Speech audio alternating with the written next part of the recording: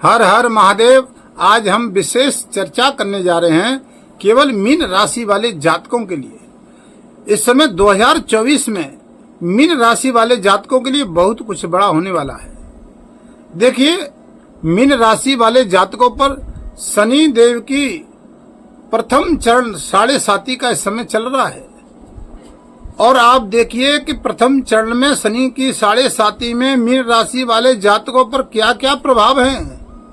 आप देखिए, मीन राशि वाले जातक बहुत समय से और बहुत काल से बहुत परेशानियों में चल रहे थे और अभी भी चल रहे हैं, क्योंकि इस समय मीन राशि वाले जातकों पर शनि की 7.5 चल रही है। 7.5 का प्रथम चरण चल रहा है। जरा ध्यान से सुने।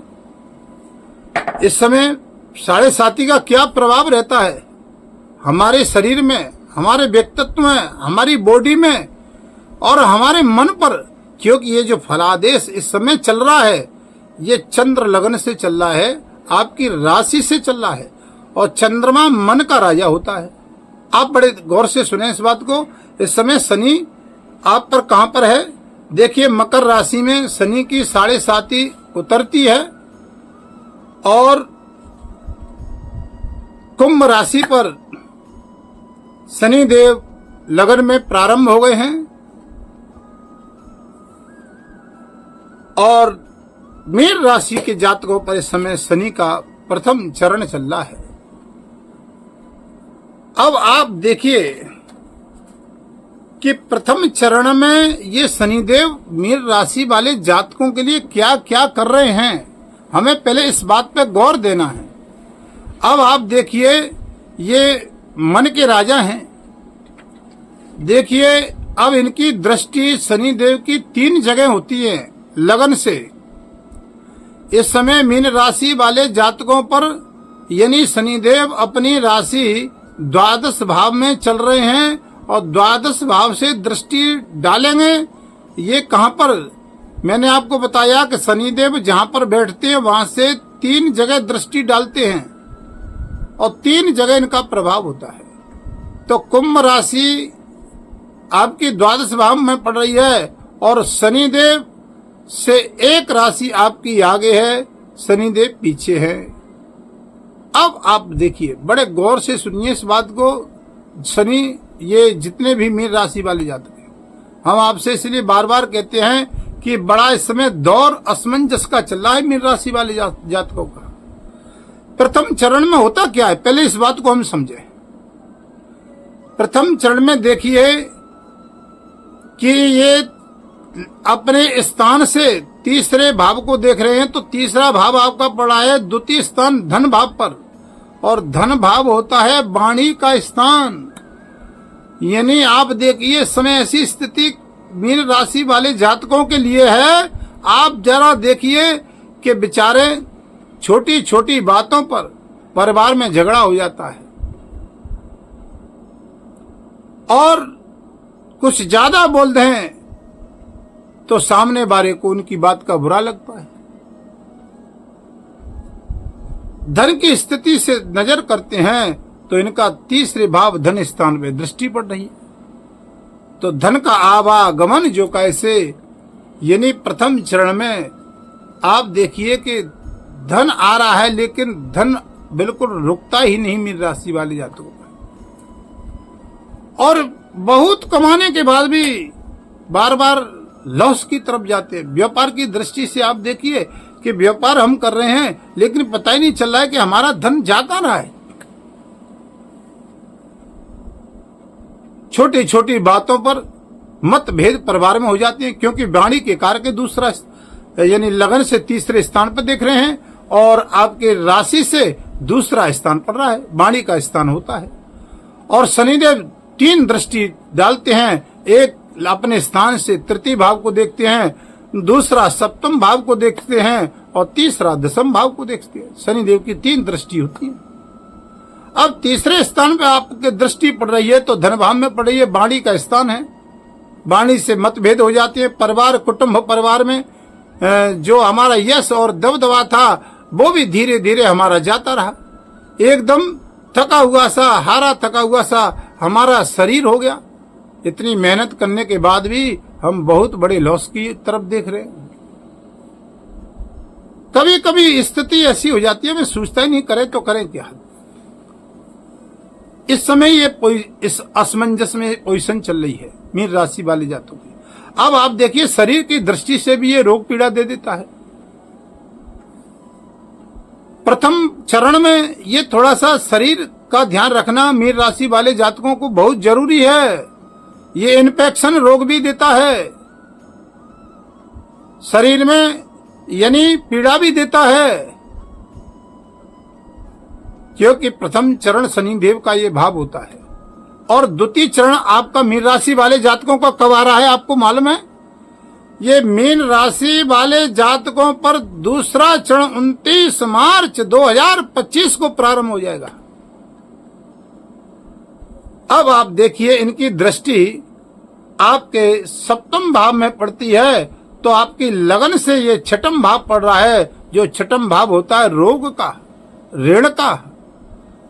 देखिए, आप बहुत बड़े रोग से अब तक ग्रस्त थे, कर्जे में डूबे हुए थे, और अभी भी स्थिति यही है, अभी बाहर नहीं हुए।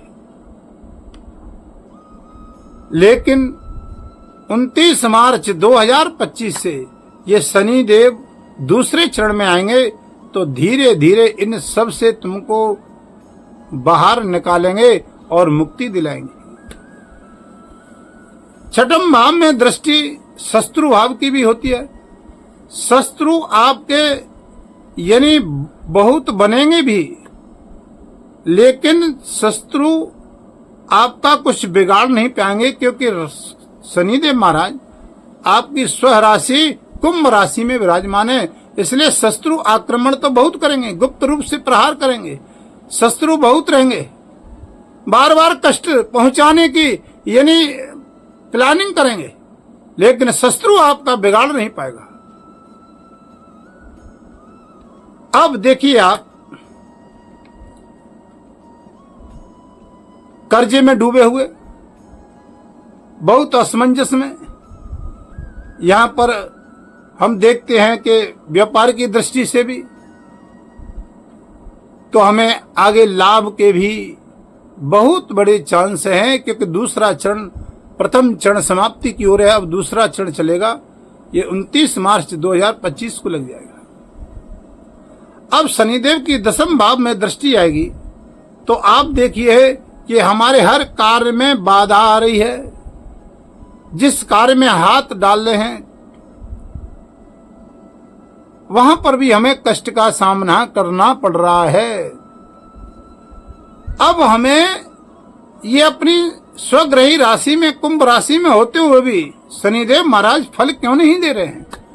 अब थोड़ा ध्यान से सुनिए कि ये शनिदेव आपको फल तो देना चाहते हैं,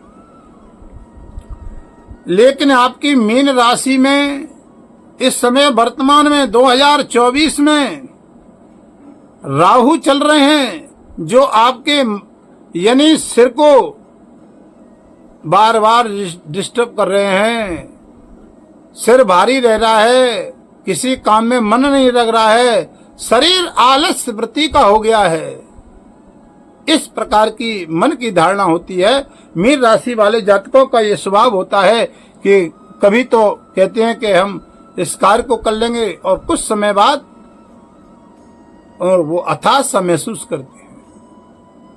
तो आप देखिए, मीन राशि वाले जातक ध्यान दें मेरी बात का, 2024 में सबसे पहले आप शनि का तो उपाय करेंगे ही, लेकिन उसके साथ साथ ध्यान रखिए स्वास्थ्य का, जो आपकी लगन में राहु चल रहा है 2024 में।